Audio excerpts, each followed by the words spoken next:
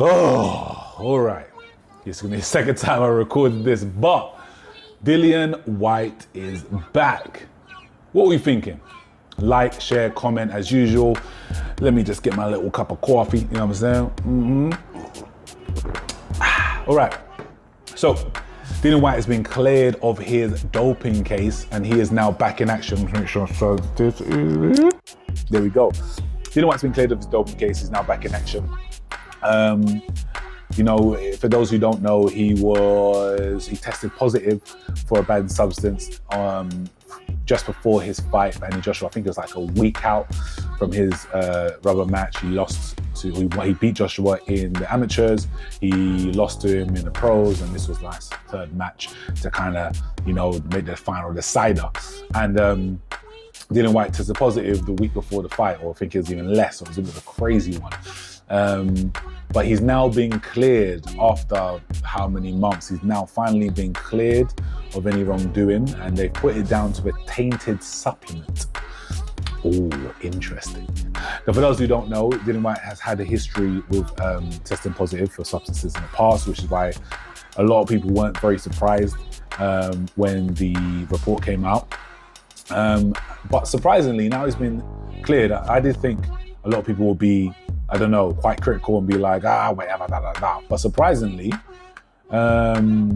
you know, there's been a lot of people like, we can't wait to have him back, which I think is a pleasant surprise. I'm happy he's back, even though I did think he was getting a little bit washed towards the end.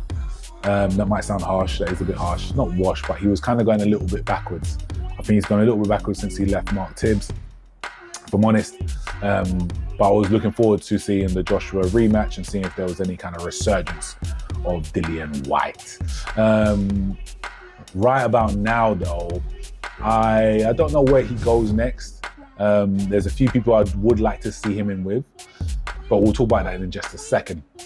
First, let's get into this little supplement thing. Now, I know there's still some people who are a little bit pessimistic and a little bit, I don't know, apprehensive to kind of believe him. But the tainted supplement defense has been there a few times, you know, tainted meat, Canelo, Tyson Fury, but tainted supplement has actually happened. Like I said, people don't look at the MMA world, but a UFC fighter by the name of Yoel Romero from Cuba, he actually had a big court case with this as well. So he tested positive for a substance, and because he looks like a physical specimen, a lot of people were like, yeah, that makes sense. Of course he is, he's on something. He actually filed a lawsuit against the supplement company and won. He won $27 million, which is a big thing. It's more than his entire UFC paycheck, that's for damn sure.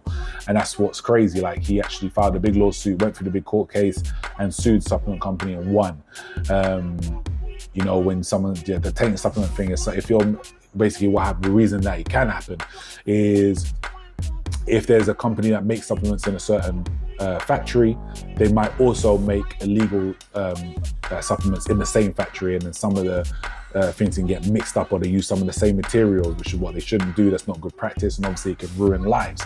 So especially if you're a professional athlete, and that's how you pay your bills, how you pay your coaches, so on and so forth, how you make a living, and then, you know, for a mistake of them using the wrong machinery or not following proper protocols has now affected your livelihood, it affects your reputation. Definitely it's good that you sue and get your money. Now, there's something that I feel like boxers miss out on, and I feel like they should do. If that is the case, like with Dillian Whyte, he should be suing. He would have got millions for that Anthony Joshua fight. He would have got millions. He would have, I mean, that's a good fight for him, especially at that stage in his career. And, you know, he missed out on those millions. Little frog and throat, excuse me. He missed out on those millions, and he then missed out on future fights as well. So he could have been fighting on all these Saudi cards. He could have matched them up. I think he probably, rather than the crappy Jarrell Miller, proper drug teach, should have been out there. He should have been the one fighting Dubois. That would have been a good fight on that Battle of the Baddest, or Battle of the Baddest, whatever it was. Not Battle of the Baddest, Day of Reckoning card. Yeah, so I feel like Dillian should sue. I feel like he should actually, you know, it helps his innocence as well, helps to prove that case as well. If he wins that case in another court of law, rather than just like a sports tribunal, that would be good for him. Who do you want to see Dillian in with next? I think a good fight for him would be Wilder. I think that would be a good fight for both of them. For Wilder, it's a little bit of retribution. You know, if the last fight of him looking absolutely terrible was a fluke, which I don't think it was. I just don't think he ever was that good, and he's gotten even worse since the ayahuasca.